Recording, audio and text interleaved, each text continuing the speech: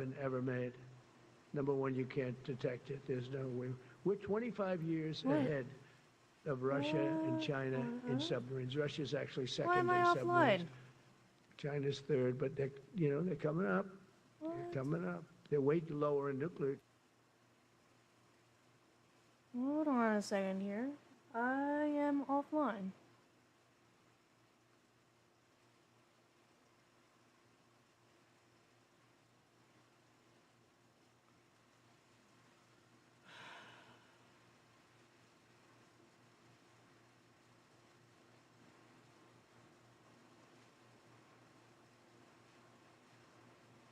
Okay, there we go. I'm gonna back it up a little bit because I don't know what happened. Country. And now we're back. That's it. We're not going to have any of that crap happen, I can tell you. They wouldn't even take my phone call, but we have extreme strength. They wouldn't even take my phone call, but we have extreme strength. We had the horror show in Afghanistan, which is really the reason I think that Putin went in. He saw that horror show by Biden and his team of incompetent people. And that showed, I think it gave him a path in. I wasn't there any longer. I watched that and it was so horrible. I think it was the most embarrassing day in the history of our country. And now we're Hey, back. Kano Cobra. That's it. We're not going to have any of that crap happen, I can tell you. That was terrible, so terrible. If Together interested, we have reawakening the sound warrior effects that you spirit, can and use, like this one. This is a spirit that won and built this nation, and from the cavalry that tamed the Great Plains to the ferocious, unyielding power of Pat and Bradley. In this effort, we're a team, and so my message to you is very simple. I am with you, I support you, and as president, I have your backs 100%. You'll never see me even waver a little bit. It's the way it is. And that includes our great police officers and firemen and all of these We people got something that are interesting doing going on here. so well. Together over the next few years, we're going to make our military stronger, tougher, faster, fiercer, and more powerful than it has ever been before. I rebuilt our nuclear, as you probably know, but we'll upgrade that also and just hope we never have to use it. We have to hope we never have to use it. So I'm gonna get the- multi-stream set The up. power of that is so incredible.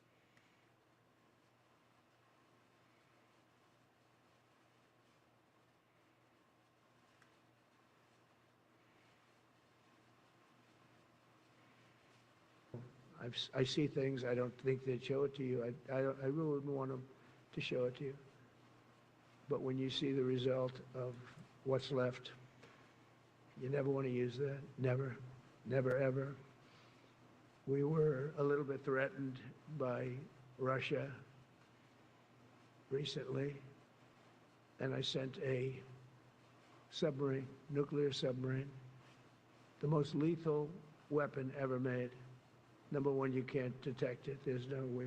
We're 25 years ahead of Russia and China in submarines. Russia's actually second in Why is this paused? submarines. China's third, but they're coming up. They're coming up. They're way lower in nuclear. They're way lower in nuclear too, but in 5 years they'll be equal. They're coming up. Okay. And you There don't we have go. to be that good with person that works for. I mentioned the word nuclear. I moved a submarine or two, I won't say about the two, over to the coast of Russia, just to be careful, because we can't let people throw around that word. I call it the N word. There are two N words, and you can't use either of them. Can't use either of them. And frankly, if it does get to use, we have more than anybody else. We have better, we have newer, but it's something we don't ever want to even have to think about. But when somebody mentions it, that submarine started immediately thereafter. And it's just lurking, but I'm sure we're not going to have to use it. But it's an amazing, it's undetectable, totally. Ours is, theirs isn't. Theirs are totally detectable. We can detect them easily. We go right to the spot. But we have genius apparatus that doesn't allow detection. It doesn't allow detection. Boy, my at all internet is by having a hard time anybody today. above water or below water. It's incredible. We're way ahead of everybody in that and other things. As a result of the exciting renewal of the spirit of our armed forces, and that's what it is. It's really reaching that spirit, unprecedented heights. Over the past 8 months, new enlistments, I'm so proud of this, have surged to record highs, the highest we've ever had. And we used to have recruiting shortages. If you remember, about a year and a half ago, I was at the beginning stage of a campaign, and things came out that you couldn't get people to join the armed forces. And by the way, the police also. Fire department, I always put the fire department in because they're great. They're great. And I got 95% of their vote, too. That helps. When you get 95% of their vote, you always have to mention them. But they're great. And they're brave in our inner cities, which we're going to be talking about, because it's a big part of war now. It's a big part of war. But the firemen go up in ladders, and you have people shooting at them while they're up in ladders. I don't even know if anybody heard that. And I said, don't talk about it much, but I think you have to. Our firemen are incredible. They're up in one of these ladders that goes way up to the sky, rescuing people, and you have animals shooting at them, shooting bullets at firemen that are way up in death territory. You fall off that ladder, it's over. It's over. They don't even have to inspect you when you hit the ground. And you have people shooting bullets at them in some of these inner cities. We're not going to let that happen. So I always mention the firemen because that's actually a big problem we have. They are unbelievable. Like you, they're unbelievable people.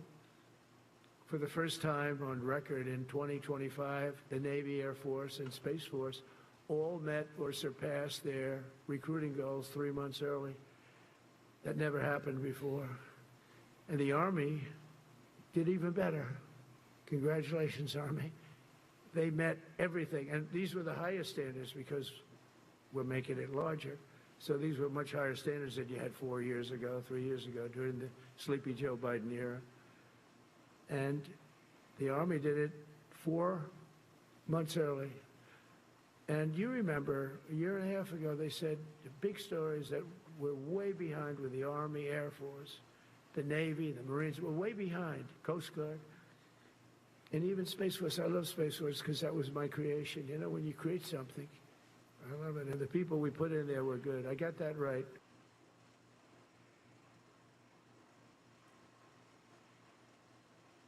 To spending over $1 trillion on our military in 2026, and that's the most in the history of our country. $1 trillion. That's a lot of money. I hope you like that.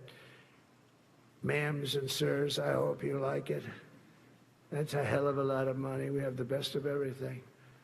Every branch is seeing major investments, and as I announced in the Oval Office in March, we are rapidly moving forward with the first ever 6th generation fighter jet. I didn't name it. I did not name it. Boeing came in and they said, sir, this is our submittal. It's the greatest fighting jet ever done. And you know, they're testing all these planes, all the companies are testing, and this one tested like through the roof. And they said, we'd like to name it the F-47. I said, all right, let me think about it. Then after thinking for about 2 seconds, I said, okay. You know what that means, 47, I'm 47. So I'm 45, 46, and 47, you know, if you think about it. I just don't want the credit for 46. I don't want to have their open borders and people coming in from all over the world, including jails and mental institutes. I don't want that on my record, but I like having it. We're What the actual investing fuck? tens of billions of dollars in modernizing our nuclear deterrence. I can't get anything to fucking work right.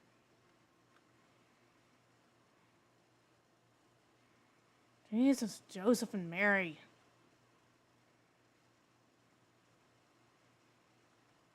What I'm trying to do here is not fucking rocket science.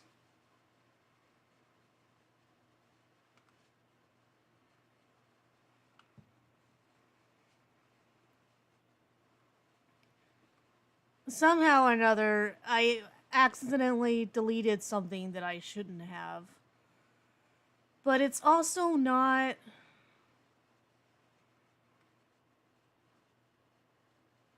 It's not showing the right thing. It's just not when I try to grab. Oh, for the fucking love of God! All because I tried to change something. Everything is now fucking messed up. I fucking hate my life.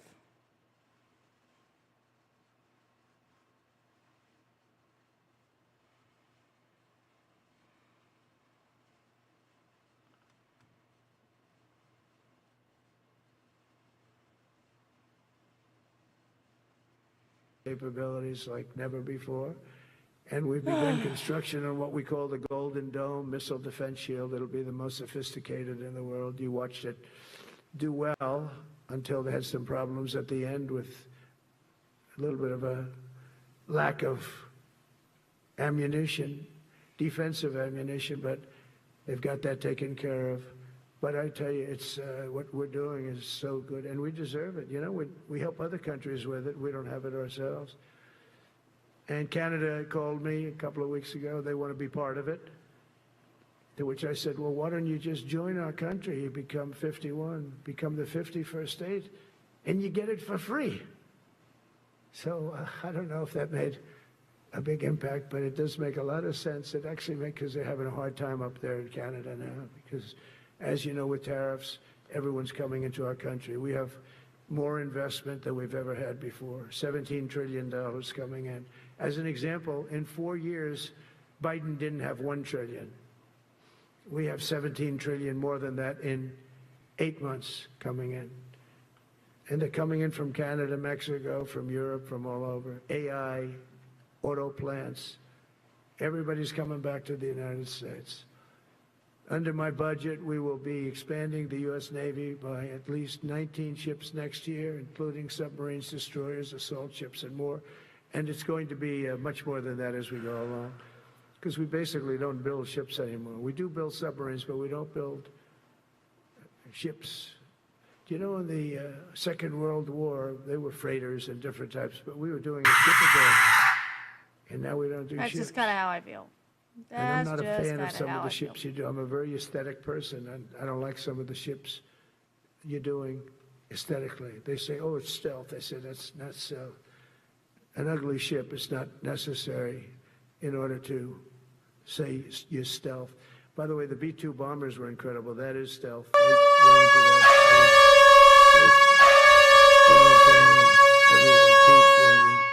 We call it the war room, but we're watching them go in, and they were totally untouched. They were not seen. They were literally not seen. They dropped their bombs. They hit every single one of them, hit its target. It was total obliteration. CNN, when we came back, fake news CNN, oh, their camera just went off. You know, their camera, every time I mention them, they turn the camera off because it's never good. They say, this is a problem, but I don't blame them. You're better off keeping it off. But they have some scammer reporter who started saying, without any knowledge, that he may not have hit the targets as well as they thought. It may not have been obliteration. He did hit the targets, and they got to give us a little credit, right? It was obliteration, it turned out. The Atomic Energy Commission said it was obliteration. Not only did they hit the target, they had these chutes. And think of this here. Way up in the sky, there was no moon. It was dead dark. You couldn't see a thing. You couldn't see them. But they had, I guess, a beam going right into these chutes. Every single one of those bombs went right down those chutes into a granite mountain. I think it's the last time they're going to build air chutes. They had these air chutes that were nice, beautiful. They were meant for us. But it was total obliteration. And now they give us credit for that. But these people were phenomenal. I tell you, for the Air Force people here, you can be very proud. That B-2, we just ordered a lot of new ones and updated ones, but I'd take the other ones. Let me tell you, they couldn't have worked any better.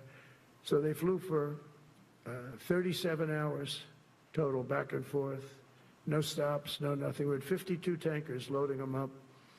And that's a job I wouldn't necessarily want too much, flying a tanker loaded up with hundreds of thousands of gallons of fuel. I don't know if I'd do that job, General. I asked the question, what happens if it gets hit? Sir, you don't want to know about that, right? I don't want to know about that. But those guys, they just hear us. They're incredible. I had them all to the Oval Office. We had the B-2 pilots and a lot of the people, even the people that took care of them, the maintenance people, just as important. We had them all to the White House, gave them a big party on the lawn, brought some of them into the Oval Office. But on top of all this, we'll deliver a hard-earned pay raise of 3.8% to every soldier, sailor, airman, Coast Guardsman, Space Guardman, and Marine, something you weren't getting from the past administration. They did not do with respect. They're Democrats. They never do. Not only are we rebuilding our great strength, but for the first time in years, my administration is actually using that strength to defend the core and vital interests of America. And very simply, we are putting America first. And I have since I've been elected. I've always put America first. It's sort of simple, you know, when you think. My campaign was run on common sense, and we did great. We got the highest numbers. Districts, you know, they have it broken up, 2,500 versus 525. We won every swing state. We won the popular vote. We won everything. We won everything. You have to take a look at the map. It's almost entirely red, except there's a little blue line on each coast, and I think that's going to disappear too. We did really great, and part of it is because of our success with the military, the rebuilding of the military, the vote that I got from the military, and they're vicious people, you know, that we have to fight, just like you have to fight vicious people. Mine are a different kind of vicious, but they spread all these horrible, you know, they made up statements and said what I said about everything, but even about the military. But fortunately, the military didn't believe it. It's hard, you know, they make up a statement and they said, you say it. We had 25 people that said he never said that. 25. We had 25 affidavits. And they said, well, we're going with it anyway. You know, these sleazebags. And it's why the press is really losing all power, because people aren't believing it. We need an honest press. We need borders. We need borders. We need an honest press. We need fair elections. I mean, those three things. And we don't have an honest press. We have a really corrupt press. But we fight through the corrupt press. And the people understand. You have to do this stuff a lot. You have to go on television a lot, because you can't get a fair shake if you're going to rely on somebody else. They don't understand. They've destroyed the image of media now is at the lowest point it's ever been. It's lower than Congress. Can you believe that? It's something.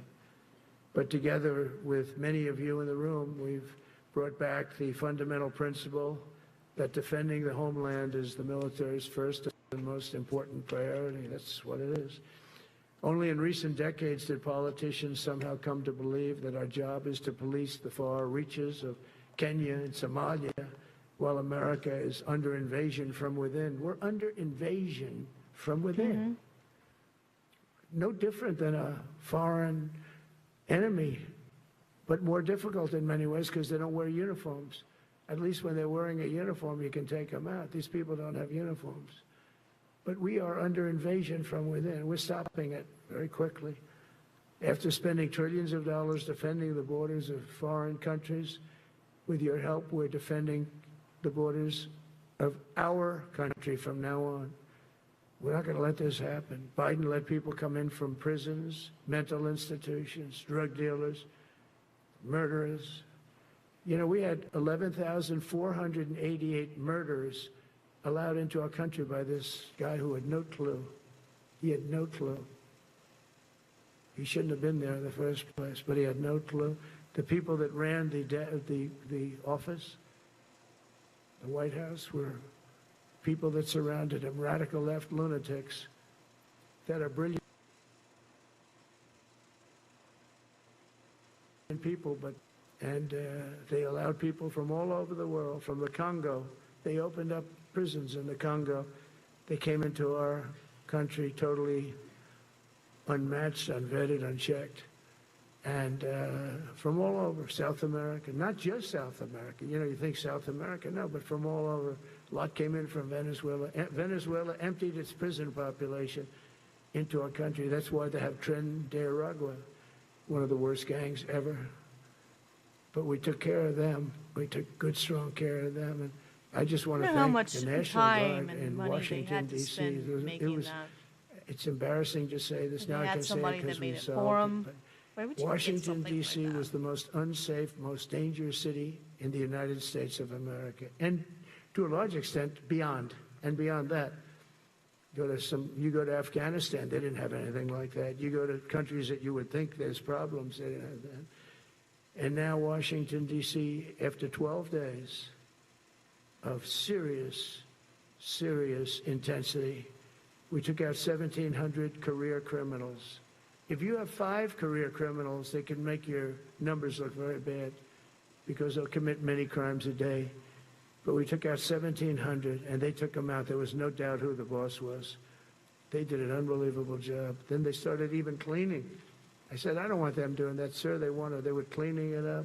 I drove through it 2 days ago. It was beautiful. People are walking down the street holding hands, man and wife, coming from Iowa. They're not worried about being shot.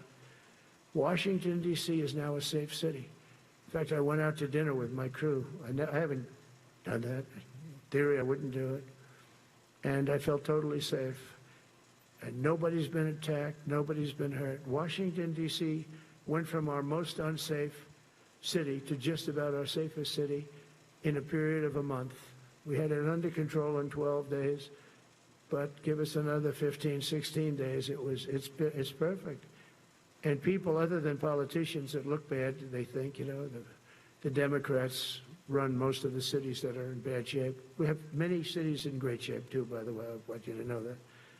But it seems that the ones that are run by the radical left Democrats, what they've done to San Francisco, Chicago, New York, Los Angeles, they're very unsafe places. And we're going to straighten them out one by one. And this is going to be a major part for some of the people in this room. That's a war too. It's a war from within. Controlling the physical territory of our border is essential to national security. We can't let these people in. We had no people enter in the last 4 months. 0. Even I can't believe that. We had millions coming in, pouring in. 25 million all told. And of those 25 million, many of them should never be in our country. They would take their worst people and their people from prisons and jail, and they'd put them in a caravan and they'd walk up. CNN was interviewing one person. Oh, why are you coming? I want freedom. Good. Were you in jail? Yes. For what? Murder. He said, you had to see this anchor, a young woman. She's like, I couldn't believe. She'll probably lose her job. But because the left doesn't want to hear that. But we're running it based on common sense and based on love of our country. But I want to salute every service member who has helped us carry out this critical mission. It's really a very important mission. And I told Pete, we should use some of these dangerous cities as training grounds for our military, National Guard, but military. Because we're going into Chicago very soon. That's a big city with an incompetent governor, stupid governor, stupid. They threw him out of his family business. He was so stupid. I know the family. He becomes governor. He's got money. Not money that he made, but he ran for governor, he won, and now he criticizes us all the time. And last week they had 11 people murdered, 44 people shot. The week before that they had 5 people murdered, 28 people shot.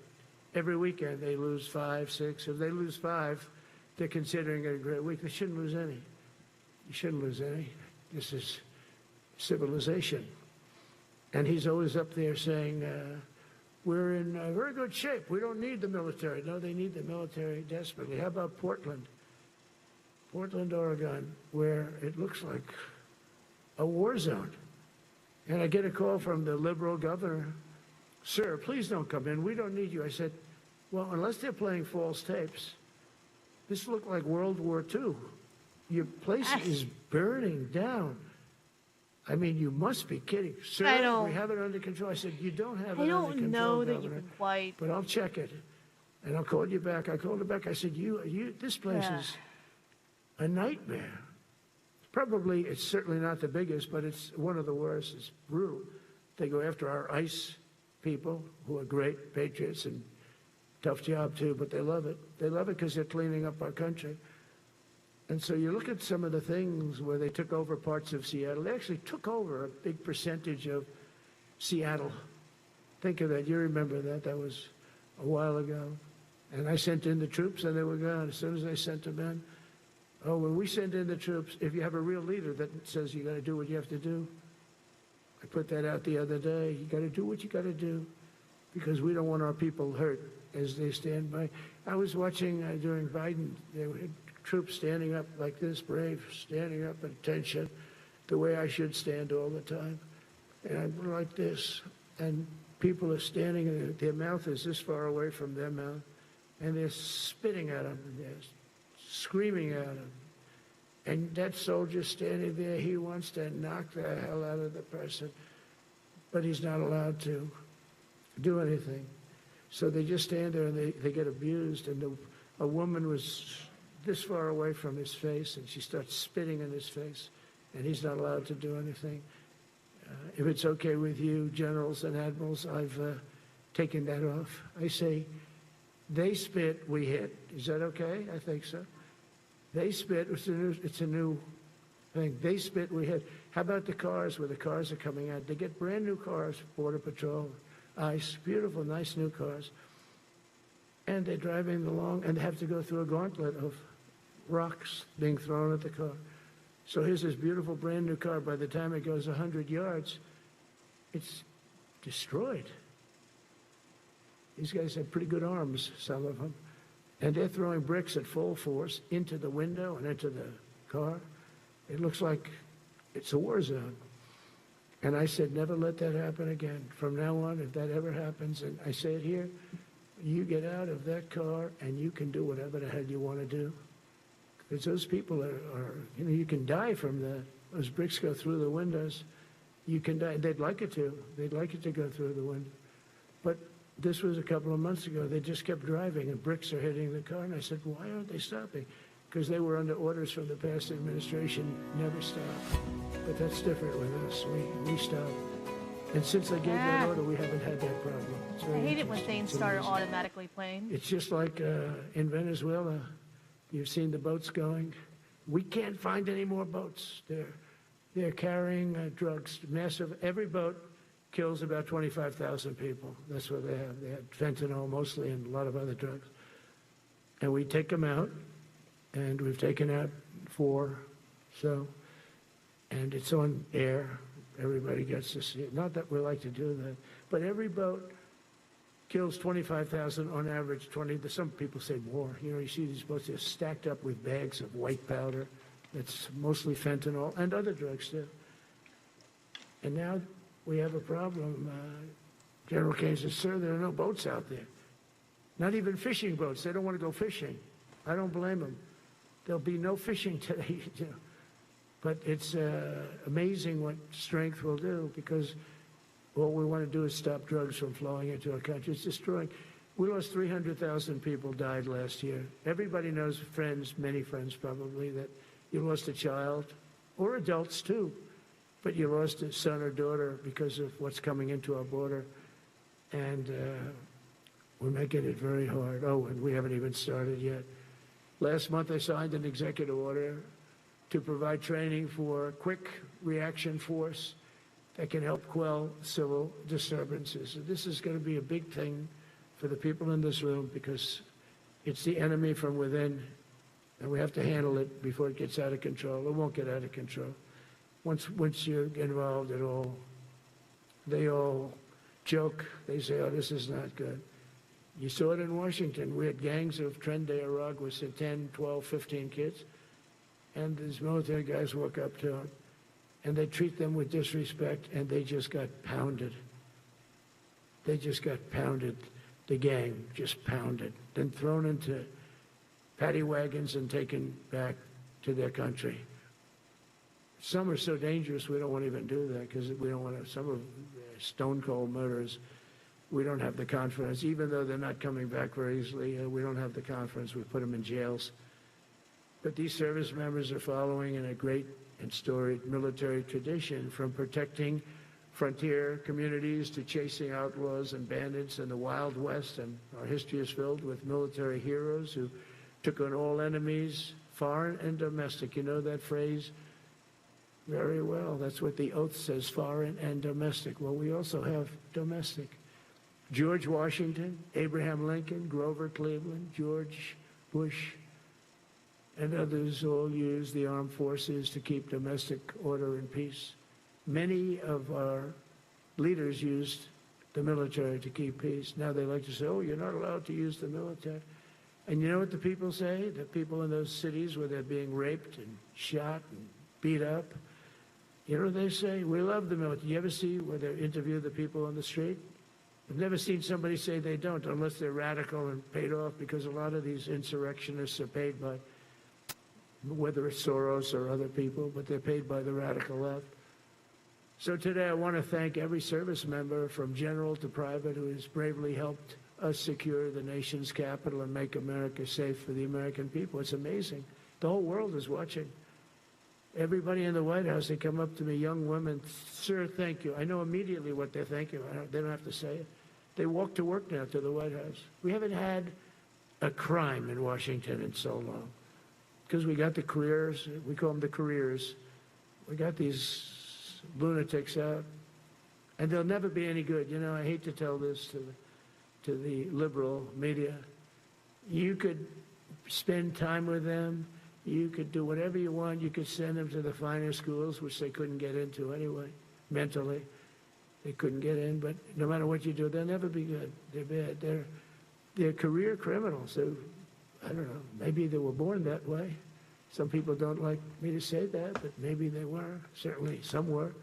Together with the leaders here today, we're also restoring a needed focus on defeating threats in the Western Hemisphere. Throughout this region, cartel terrorists have been allowed to wage a relentless campaign of death and destruction on our country, all because we had weak leadership on top. And we did a great job with it first term, but this is something else what we're doing now. We're taking it to the next level, probably next level times 3. But we had COVID come up, and we had to take care of that. We did a great job with COVID. We had the therapeutics, it's just Regeneron, so many things we did for COVID. But we had to focus on that, and every other country in the world was being decimated by COVID. So we had to change gear a little bit to take care of that. But under our leadership, the military is now the knife's edge in combating this sinister enemy. We have to put the traffickers and cartels on notice, and we've done that.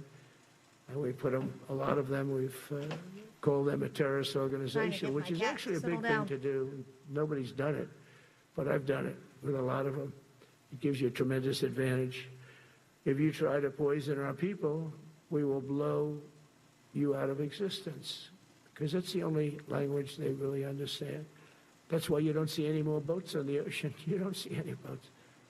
Around Venezuela, there's nothing. As president, I will never hesitate to defend our people from threats of violence, from the horrible plague that's taking place from within. The Iran nuclear power, the Iran, all of the great power that we thought existed, we blew it out to kingdom. We took advantage